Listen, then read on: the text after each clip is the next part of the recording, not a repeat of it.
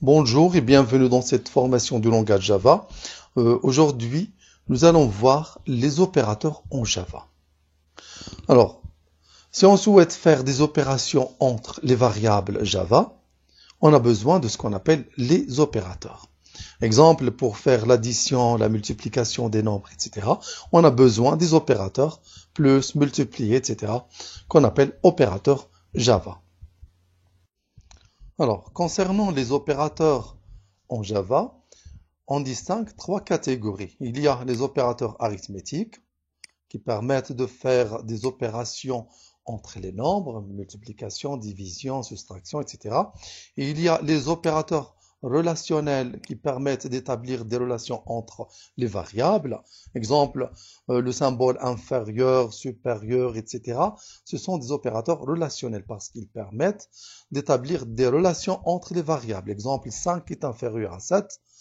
On établit ici une relation entre le nombre 5 et le nombre 7.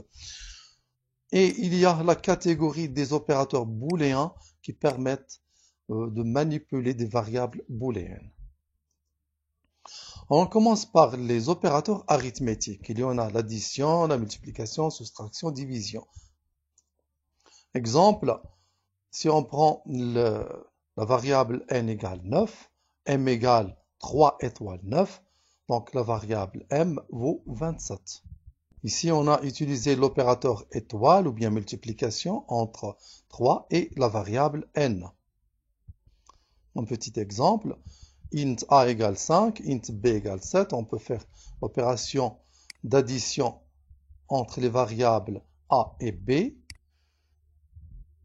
L'opérateur multiplication.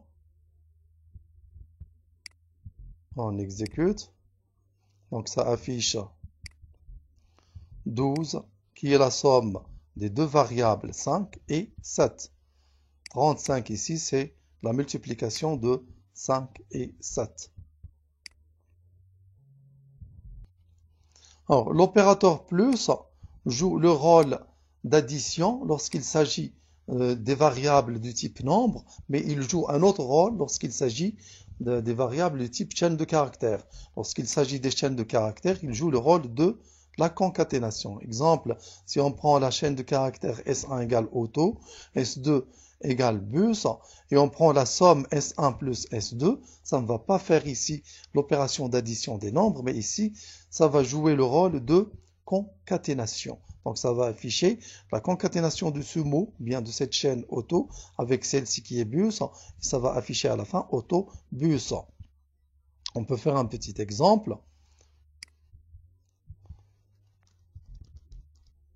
String S1 égale auto,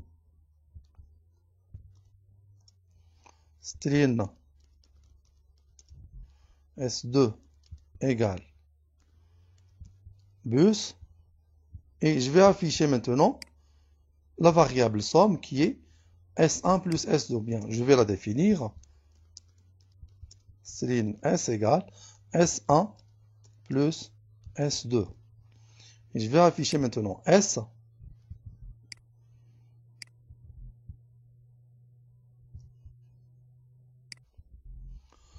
Alors maintenant, si on affiche la valeur de S, ça va afficher la concaténation de la chaîne de caractères auto avec la chaîne de caractères bus. Et ça va afficher auto bus. Donc ça affiche auto bus. Donc ici, le rôle du symbole plus ou bien de l'opérateur plus, c'est la concaténation lorsqu'il s'agit des chaînes de caractères. Deuxièmement, les opérateurs relationnels en Java. Alors, les opérateurs relationnels en Java, ce sont des opérateurs qui établissent des relations entre les variables. Exemple, si on prend le symbole inférieur, ça c'est un opérateur relationnel parce qu'il permet de faire des relations entre les variables. Si on prend a égale 5, b égale 7, On peut faire des relations entre A et B. A est inférieur à B et on obtient une variable qui n'est pas une variable numérique, mais une variable booléenne qui possède une valeur de vérité vraie ou fausse. En comparant A à B, exemple, lorsque A égale 5 et B égale 7, A inférieur à B, c'est vrai parce que 5 est inférieur à 7. Donc, c'est une variable booléenne de valeur true, bien vrai. Et si on prend la valeur maintenant booléenne A supérieure à B, ça reste toujours une variable booléenne, mais elle est fausse, ou bien de valeur de vérité fausse. On peut faire un petit exemple. Je vais prendre deux nombres, int A égale 5, int B égale 7. Et je définis maintenant une variable P égale 5 inférieur à 7. Pardon, booléenne P égale 5 inférieur à 7. Alors, bien que 5 et 7, ce sont des variables de type nombre, lorsqu'on utilise l'opérateur relationnel inférieur, on obtient une variable booléenne qui possède une valeur de vérité, vrai ou faux. Maintenant, si j'affiche la valeur de P en comparant 5 inférieur à 7, ça c'est une assertion ou bien une proposition qui est vraie. Donc sa valeur de vérité c'est vrai, ça va afficher true. Donc ça affiche true. Mais si je prends 51 est inférieur à 7, ça reste toujours une variable booléenne, mais elle est de valeur de vérité fausse. En comparant 51 inférieur à 7, 51 n'est pas inférieur à 7, donc c'est fou. 51 inférieur à 7, c'est fou, donc ça va afficher false. Donc ça affiche false. Donc les opérateurs booléennes permettent d'établir les opérateurs relationnels permettent d'établir des relations entre des variables, mais la variable obtenue, c'est une variable qui n'est pas numérique ou bien chaîne de caractères, c'est une variable qui est booléenne, c'est-à-dire une variable qui possède deux valeurs, ou bien vrai ou bien faux, true ou bien false. Alors, troisièmement, les opérateurs booléens. Les opérateurs booléens, ce sont des opérateurs qui établissent des relations entre des variables de type booléenne uniquement. Donc, il y a le et logique. Donc, la syntaxe, on utilise en Java and, qui veut dire le et logique, la conjonction. Et il y a le ou logique, qui est la disjonction. On utilise ces deux barres verticales comme ça. Alors, voici la table de vérité pour deux assertions, bien deux propositions P et Q qui peuvent prendre des valeurs true ou bien false. Alors, la combinaison maintenant P ou Q, elle est toujours vraie, sauf si les deux sont faux. Regardez ici, lorsque P et Q sont faux, P ou Q est fausse, c'est le seul cas où la disjonction P ou Q est fausse. Tandis que la conjonction P et Q, elle est toujours fausse. Regardez, false, false, false. Elle est vraie uniquement lorsque les deux sont vrais. Et il va falloir dans ce cas réviser votre cours de logique des prédicats en mathématiques. Alors voici un exemple. On définit deux variables booléennes. Booléenne P égale 3 inférieur à 7, qui est vrai. Booléenne Q égale 5 supérieur à 10, qui est fausse.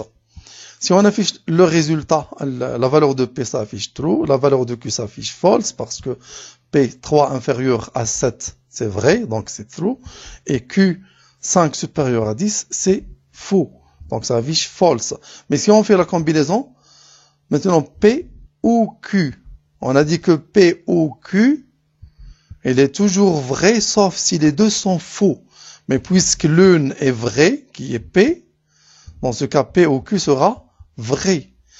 P1 de Q, elle est fausse parce que l'une des deux est fausse. Lorsque l'une des deux est fausse, regardez, lorsque Q est faux, c'est faux. Lorsque P est faux, c'est faux. Et P et Q n'est vrai que si les deux sont vrais. On va traiter cet exemple-là. Booléen P égale 5 inférieur à 7. Booléen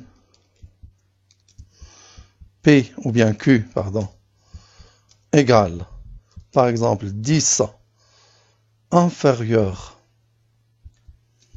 à 3,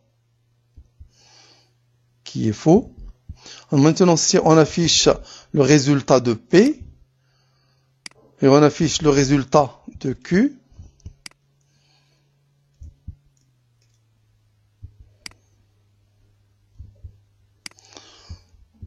P, c'est une variable booléenne vraie, donc ça affiche true, tandis que Q, elle est fausse.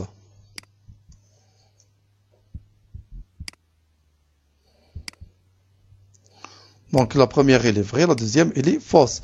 Et si on essaie maintenant d'utiliser des opérateurs booléennes, on va utiliser maintenant ici, par exemple, la disjonction P ou Q. On a dit que la disjonction, elle est toujours vraie si les deux sont, sauf si les deux sont faux.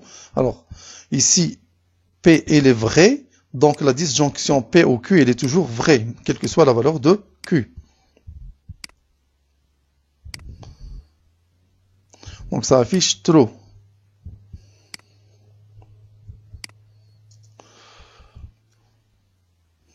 Je vais afficher maintenant la valeur de la conjonction.